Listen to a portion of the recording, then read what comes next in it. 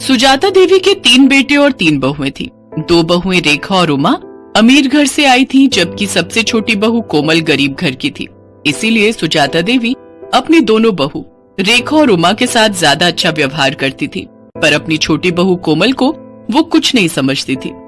इसीलिए रेखा और उमा भी अपनी देवरानी कोमल की हर समय इंसल्ट ही करती रहती थी। माँ जी देखिए ना, कोमल तो बिल्कुल गरीबों वाली हरकतें करती है। दाल में घी ऐसे डाला है मानो उबली हुई दाल ही हो बिना तड़के की। और रोटी तो देखिए माँ जी, रोटी में घी भी नहीं लगाया, सूखी रोटी आगे रख दी। कोमल इधर आ, मैं तुझे अभी बताती हूँ। अरे तू गरीब घर से आई है तो तू हमें भी गरीब समझने लगी है क्या? जब घर में किसी चीज की कोई कमी नहीं है तो तू इतनी कंजूसी क्यों करती है? हाँ, आज तूने खाने में देसी घी क्यों नहीं डाला? माँ जी देसी घी खत्म हो गया है, जो था वो मैंने यूज कर लिया। माँ जी अभी 2 दिन पहले ही तो देसी घी आया था, इतनी जल्दी इसने खत्म भी कर दिया। कहीं ये देसी घी खुद तो नहीं खा जाती, क्योंकि इसने मायके में तो कभी देसी घी खाया ही नहीं होगा।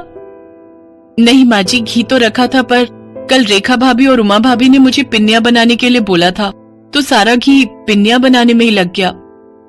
अरे अब तू मेरी बहुओं के खाने पर भी नजर लगाएगी? तेरी इतनी हिम्मत? अरे तू गरीब घर की है, इसीलिए तू ऐसी हरकतें करती है। चल जा यहाँ से। रेखा बहू, लाला को फोन कर दे, नौकर के हाथ 5 किलो देसी घी भिजवा देंगे। कोमल रोती हुई रसोई में चली जाती है। उससे अक्सर ही ऐसे अपमान सहने पड़ते थे। नया साल आने वाला था। घर में नए साल की पार्टी की तैयारी चल रही थी। रेखा और उमा दोनों ने ही अपने मायके वालों को नए साल की पार्टी के लिए इनवाइट किया हुआ था। बस कोमल के ही मायके वाले रह गए थे।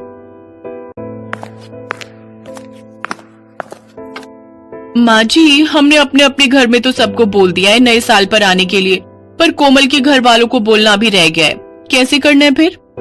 अरे छोड़ो ना, उन भिखारियों को बुलाने की क्या जरूरत है। पार्टी में तुम दोनों के घर से सब लोग आ जाएंगे। अब तुम्हारे मायके वालों में और कोमल के मायके वालों में बहुत फर्क है। नहीं माँ जी ऐसा मत कीजिए, मैं तो कहती हूँ इसके मायके वालों को बुला ही लेते हैं। सबके सामने उनका ऐसा अपमान करेंगे कि ये हमेशा याद रखेंगी। कान इधर लाइए, मैं आप सबको समझाती हूँ। रेखा और उमा अपनी सास के साथ मिलकर कोमल के मायके वालों को अपमानित करने की योजना बनाती हैं।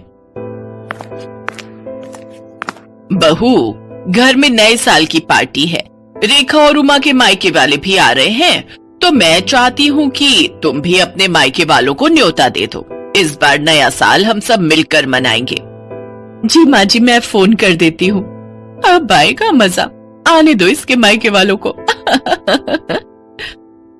कोमल को जरा सी भी भनक नहीं थी कि उसकी पीठ पीछे उसकी सास और जेठानियां उसके खिलाफ क्या षड्यंत्र रच रही है। 31 दिसंबर का दिन आ जाता है। कोमल के ससुराल में पार्टी की तैयारी चल रही थी। रेखा और उमा के मायके वाले आने शुरू हो गए थे। रेखा और उमा ने रसोई में घुसकर तक नहीं देखा, वो तो अपने मायके वालों के साथ ही बातों में लगी हुई थी। कोमल बहू, मेहमानों को पकवान परोस दिए ना? अच्छे से घी मिर्च मसाले बढ़िया डाले हैं ना? कोई कंजूसी मत करना। मेहमान खुश होकर जाने चाहिए। और तुम्हारे माता पिता भाई बहन सब कहाँ रह गए? बड़ी देर कर दी उन्होंने आने में। वो लोग भी समय पर आ जाते तो पार्टी का मजा ले लेते। जी माँ जी, मैंने सबको खाना परोस दिया है और वो मम्मी से मेरी बात हुई थी, बस पहुंचने वाले हैं। तभी कोमल के मम्मी पापा और भाई बहन आ जाते हैं। नमस्ते जी, नमस्ते। आओ आओ, बड़ी देर कर दी आप सबने आने में। आज 31 दिसंबर की वजह से बहुत भीड़ थी, ऑटो भी नहीं मिल रहा था। बड़ी मुश्किल से ऑटो मिला तो हम पहुंचे हैं। हाँ, मैं तो भूल ही गई थी। वो रेखा बहू और उमा बहू के घर वाले गाड़ी से आए हैं ना, तो मुझे आप लोगों का ध्यान ही नहीं रहा कि आप लोगों के पास तो गाड़ी ही नहीं है, और आप लोगों की तो इतनी हैसियत भी नहीं है कि गाड़ी खरीद सको। खैर छोड़ो, आओ आप सबको रेखा बहू और उमा बहू के घर वालों से मिलवाती हूँ। समधन जी, ये कुछ मिठाई लाए थे नए साल के आने की खुशी में।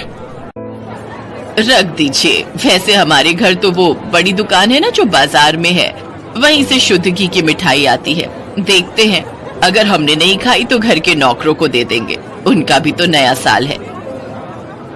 कोमल सब सुन और समझ रही थी। वो अब तक ये जान चुकी थी कि उसके मायके वालों का बहुत अपमान हो रहा है, पर वो उस समय चुप रही। कोमल की जेठ जेठानी अपने अपने घर वालों की आवभगत में व्यस्त हो गए। सूरज ये सब देख रहा था। कोमल, अपने मम्मी पापा के लिए भी प्लेट लगा दो, सब लोग खाना खा रहे हैं। तुषार, ज्योति, चलो तुम लोग भी खाना खा लो, चलो। जी हाँ, बस मैं लगा ही रही हूँ। मम्मी पापा, तुषार, ज्योति, आओ बैठो, मैं आप सबको भी खाना परोस देती हूँ। कोमल जैसे ही खाना लेने रसोई में जाती है, वो देखती है सारे बर्तन खाली थे, उसमें खाना था ही नहीं। कोमल घबरा जाती है। अरे, बर्तनों में तो खाना ही नहीं है, मैंने तो बहुत सारा खाना बनाया था। क्या हुआ कोमल, तुम परेशान क्यों? अपने घर वालों के लिए खाना लगाओ। अच्छा नहीं लगता वो सब ऐसे ही बैठे हुए हैं। क्या खाना लगाऊं? खाना तो बचा ही नहीं है। मैंने इतने सारे पकवान बनाए थे, बल्कि ज्यादा ही बनाए थे। रसोई में तो कुछ भी नहीं है। अच्छा नहीं लगता सबसे इस बारे में पूछना। रुको, मैं कुछ करती हूँ। पर ऐसा कैसे हो सकता है? अगर तुमने ज्यादा खाना बनाया था तो आखिर खाना खत्म कैसे हो गया? मैं अभी माँ और भाभीियों से ये बात पूछता हूँ। नहीं नहीं, अच्छा नहीं लगता, सब मेहमानों के बीच में बैठे हैं। कोई नहीं, मैं सबके लिए कुछ और बना देती हूँ, थोड़ी देर लगेगी। रुको, मैं बाजार से कुछ ऑर्डर करता हूँ। तुम कहाँ इतनी जल्दी जल्दी सब कुछ बना पाओगी? नहीं नहीं, बाजार का मंगवाओगे तो सबको पता चल जाएगा। आप टेंशन मत लो, मैं कुछ बना लेती हूँ। कोमल के मायके वाले बहुत देर तक बैठे रहे। कोमल सूरज को कुछ मंगवाने के लिए भी मना कर रही थी, क्योंकि उसके मम्मी पापा वगैरह को तो ये बात पता थी कि कोमल ने सारा खाना घर पर ही बनाया है। कोमल अपने मम्मी पापा का सम्मान रखने के लिए जल्दी जल्दी पूड़ियां और साथ में आलू की सब्जी बनाने लगी। तभी उसकी सास और दोनों जेठानी रसोई में आ गई। अरे कोमल, तुम ये पूड़ियां क्यों तल रही हो? इतना सारा खाना तो बचा हुआ है। अरे भाभी, आप समझते क्यों नहीं हो? कोमल अपने मम्मी पापा, अपने भाई बहनों को गरम गरम खाना खिलाना चाहती है। इसने हमारे घर वालों को तो ठंडा खाना खिला दिया, अब अपने घर वालों को बढ़िया पकवान खिलाना चाहती है। इसके घर वालों ने कभी ऐसा बढ़िया खाना खाया नहीं होगा ना, तभी ये ऐसा कर रही है। जब इतना खाना पड़ा था तो ये सब बनाने की क्या जरूरत थी बहू? ये देखो कितना सारा खाना बचा हुआ है। ये थोड़ी है कि हम अच्छे खासे पैसे वाले हैं तो खाने की बर्बादी करें। माँ जी, थोड़ी देर पहले तक ये खाना नहीं था। रसोई में सारे बर्तन खाली थे।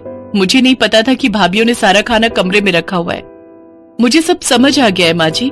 मैं चाहे जितना मर्जी आप लोगों के लिए कर लूं, पर आप लोग जानबूझकर मुझे अपमानित करना हमेशा से ही चाहते हो। कमरे में मेरे मम्मी पापा और मेरे भाई बहन बैठे हुए हैं। अब मेरा मन नहीं है कि मैं इस घर में रुकूं। मैं उन लोगों के साथ अपने घर जा रही हूँ, अपनी माँ के घर। मुझे तो ऐसा लगता है कि यहाँ पर कोई मेरा अपना है ही नहीं। सूरज जी, मैं यहाँ नहीं रुक सकती। जहाँ इज्जत नहीं हो वहां से चले जाना ही अच्छा है।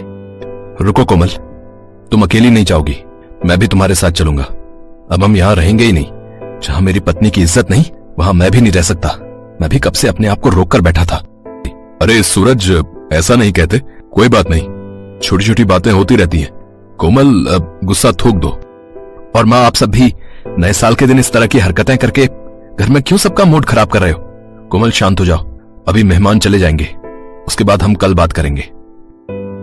कोमल की सास और जेठानियां यही सोच रही थी कि शायद उन्होंने कुछ ज्यादा ही गलत कर दिया, पर अब बहुत देर हो चुकी थी। सूरज और कोमल ने अलग रहने का फैसला कर लिया और कुछ ही दिनों बाद वे दोनों अलग रहने चले गए। कोमल की सास और जेठानियों को बाद में खुद पर पछतावा होने लगा, क्योंकि कोमल के रहते उन्हें कोई काम ही नहीं करना पड़ता था। पर कोमल के जाने के बाद उनके सिर पर घर की सारी जिम्मेदारी आ गई और उन्होंने कोमल जैसी अच्छे स्वभाव वाली बहू का साथ खो दिया। कोमल अपने पति सूरज के साथ अपने छोटे से घर में सुकून से नए साल में नई जिंदगी की शुरुआत करती है।